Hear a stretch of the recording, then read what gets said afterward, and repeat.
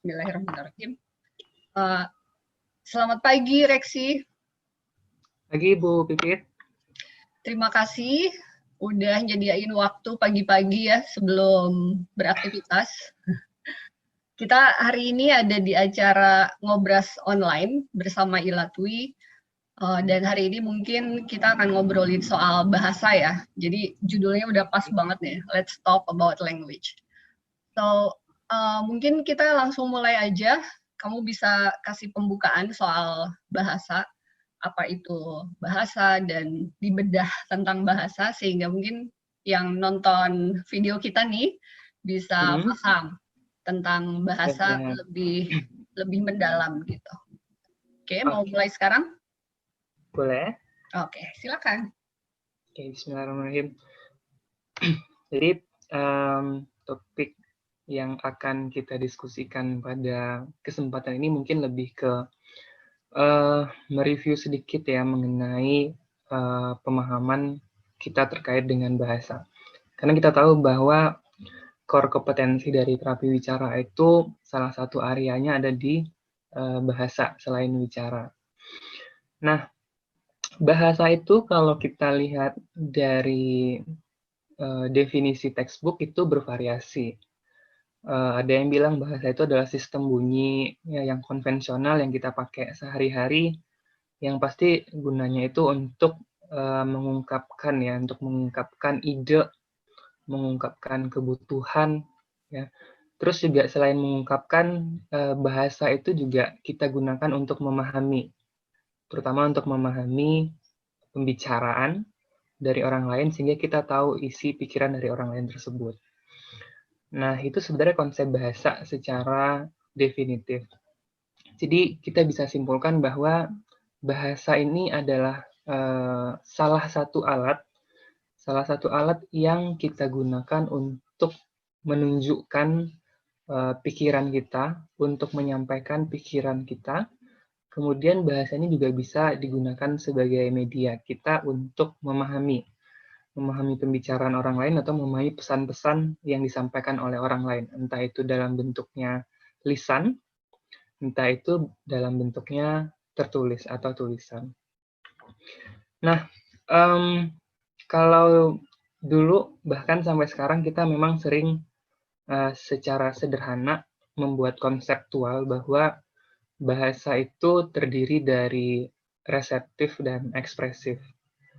Nah, itu juga digunakan oleh beberapa pedoman diagnostik, misalnya kayak ICD-10, yang menjelaskan bahwa kalau ada masalah bahasa, maka bahasa itu dibagi menjadi gangguan bahasa ekspresif dan gangguan bahasa reseptif ekspresif atau campuran.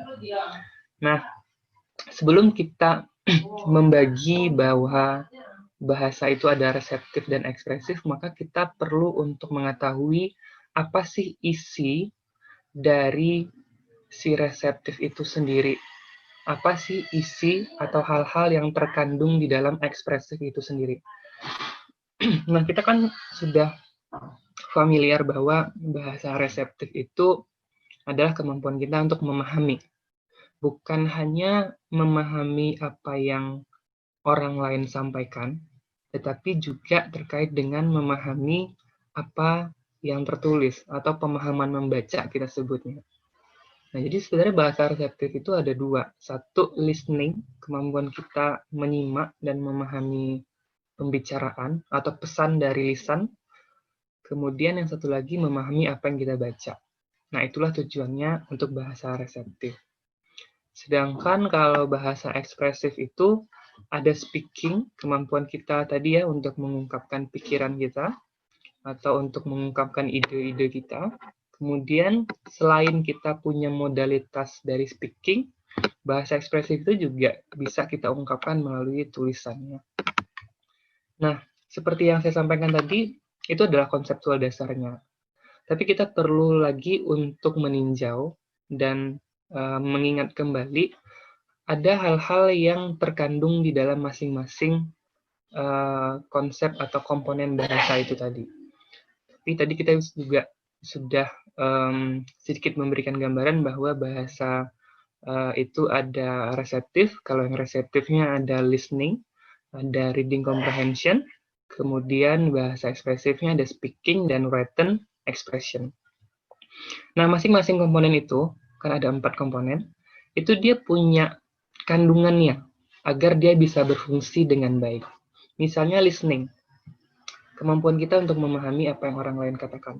Itu dia harus memiliki kandungannya. Apa aja kandungannya? Kandungannya itu ada 3 komponen bahasa, kalau menurut Bloom. Ini teori lama, tapi kalau dilihat dari buku-buku baru pun masih dipakai juga belum ini. Nggak terganti sampai saat ini. Meskipun dia tahun 1988. Jadi masing-masing komponen bahasa itu dia punya subkomponen juga. Itu namanya terdiri dari isi bahasa, bentuk bahasa, dan penggunaan bahasa. Nah, secara sederhana, sebenarnya kalau isi bahasa ini memang kalau kita baca di textbook agak rumit ya, karena dia mendefinisikan bahasa itu sebagai isi bahasa itu sebagai semantik ya, dan semantik itu maknanya adalah makna yang terkandung di dalam sebuah bahasa. Nah, tapi untuk mempermudah kita memahami sebenarnya baik itu dari terapi bicara dan yang tidak belajar tentang linguistik pun juga akan paham. Sebenarnya kalau semantik itu istilah lainnya adalah kosakata. Istilah semantik itu bahasa lain itu adalah kosakata. Nah, jadi kalau seandainya nih ditemukan misalnya ada masalah kosakata, berarti intinya ada masalah dari semantik. Nah, kira-kira gampangnya kita memahaminya seperti itu. Nah, kosakata ini tentu ada pada listening. Nah, seperti yang saya bilang tadi, masing-masing komponen bahasa itu punya kandungan. Kandungan yang pertama itu adalah semantik. Jadi misalnya kayak listening, kemampuan kita untuk memahami perkataan orang lain. Otomatis kita butuh yang namanya kemampuan semantik atau kosakata agar kita bisa paham nih apa yang disampaikan oleh orang tersebut. Nah, kemudian kandungan yang lainnya itu ada yang namanya fonologi. Nah, fonologi itu sebenarnya kalau untuk ekspresif, dia lebih identik atau dia lebih terkait dengan salah satu faktor yang bisa mempengaruhi kejelasan bicara. Nah, tapi kalau hubungannya dengan listening, dia adalah kemampuan untuk diskriminasi bunyi. Kita sering dengar auditory diskriminasi, membedakan bunyi-bunyi yang mungkin memiliki kontras yang minimal. Contohnya kayak P sama B, T sama K ya, itu punya kontras yang minimal. Otomatis harus punya kemampuan listening phonological yang baik. Nah, kemudian ada lagi yang namanya morfologi. Kalau morfologi itu kalau di definisinya adalah seluk-beluk kata ya, perubahan kata. Tapi gampangnya adalah di dalam praktikal kita bisa lihat bahwa morfologi anak ini bagus atau enggak, itu bisa kita lihat dari apakah anak ini menggunakan kata hubung, kemudian menggunakan imbuhan atau akhiran, sehingga itu bisa merubah makna. Contohnya misalnya kata sapu, itu kan adalah sebuah kata benda, dan itu bisa dirubah menjadi kata kerja ketika dia ditambah dengan imbuhan menyapu. Nah, kira-kira gitu. Jadi satu kata dasar atau kata benda itu bisa berubah menjadi kategori untuk kata lain jika ada imbuhannya. Kemudian yang terakhir itu ada, bukan yang terakhir, yang terakhir dari bentuk bahasa itu ada sintaksis ya. Sintaksis itu adalah kemampuan kita untuk membentuk atau untuk memblending sebuah kata sehingga dia bisa dijadikan sebagai sebuah kalimat, baik itu kalimatnya utuh atau tidak utuh. Nah, sintaksis ini sebenarnya nggak hanya itu, tapi kalau dibedah lebih rinci, dia banyak banget. Apakah anak ini bisa menggunakan kalimat negatif yang mengandung unsur kata tidak? Ya, aku tidak mau gitu ya. Nah, itu berarti dia sudah menggunakan kalimat negatif. Terus apakah anak ini memahami yang namanya kalimat aktif dan kalimat pasif, kalimat pertanyaan, pernyataan, dan seterusnya. Nah, itu terkait dengan kemampuan sintaksis. Nah, kalau dirunut, jadi kita sebenarnya bisa mengekspresikan sebuah bahasa itu, hal yang paling basic itu adalah si fonologi. Jadi sistem bunyi itu harus terbentuk dulu. Karena dia menjadi dasar dari pembentukan kata. Karena kita tahu bahwa sebuah kata itu punya susunan atau rangkaian bunyi, sehingga kita bisa simpulkan fonologi itu adalah menjadi dasar untuk bentuk bahasa atau agar anak bisa membuat sebuah ucapan. Kemudian morfologi, dan yang terakhir adalah sintaksis. Nah, kemudian komponen bahasa yang selanjutnya itu adalah pragmatik. Nah, pragmatik ini mungkin yang sering kita lupakan ya, bahwa sebenarnya pragmatik ini adalah cakupan dari keseluruhan semantik, fonologi, morfologi, dan sintaksis.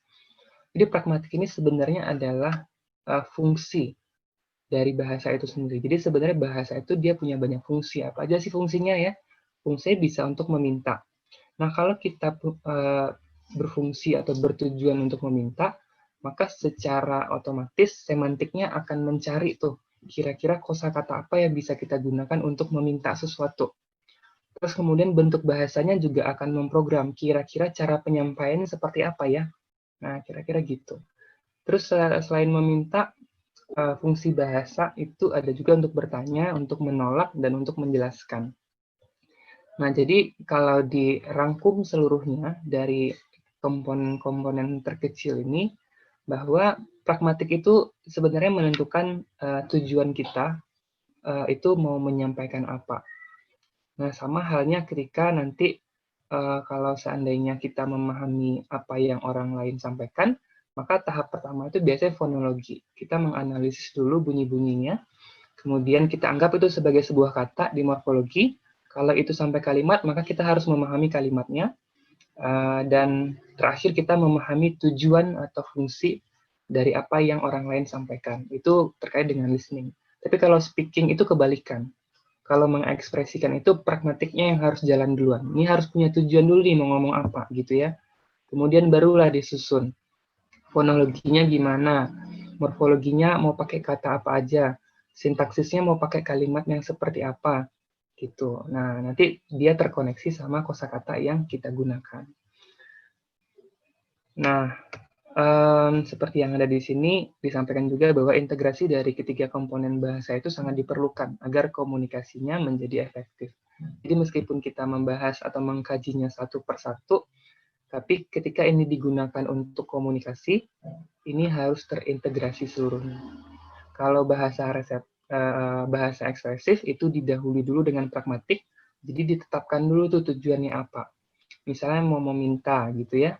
Terus kemudian dipilih dulu kosakatanya. Setelah pragmatiknya baru kosakata, disusun dulu fonologinya, morfologinya, mau menggunakan imbuhan atau tidak, mau menggunakan awalan atau akhiran dari sebuah kata atau tidak, barulah disusun sintaksis atau kalimatnya. Barulah setelah ini diprogram, baru ada yang namanya wicara. Ya, dimulai dari motor plan, mengatur gerakan atau urutan motorik yang dibutuhkan untuk mengekspresikan apa yang ingin disampaikan oleh si bahasa ini tadi, kemudian baru bicara ya, dimulai dari respirasi sampai artikulasi. Itu untuk speaking atau bahasa ekspresif. Tapi kalau yang bahasa reseptif itu dimulainya dari fonologi. Karena ketika kita mendengar, itu kita mendengar bunyi dulu ya. Kita mendengar bunyi dulu, kita memilah dan memilih ini urutannya bunyinya apa. Kalau itu dikenal sebagai sebuah kata, maka diidentifikasi katanya kata apa aja nih, ya.